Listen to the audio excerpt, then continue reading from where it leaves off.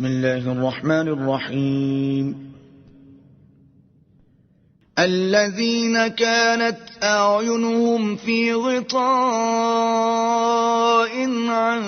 ذكري وكانوا لا يستطيعون سمعا أفحسب الذين كفروا أن يتخذوا عبادي من دوني أولياء إنا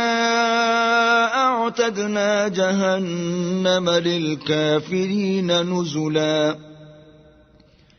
قل هل ننبئكم بالأخسرين أعمالا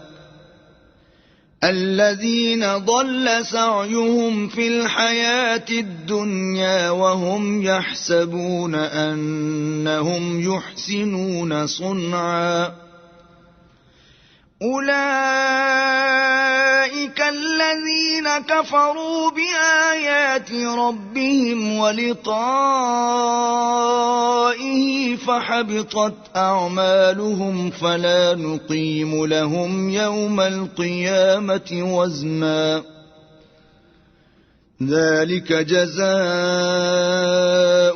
جهنم بما كفروا واتخذوا آياتي ورسلي هزوا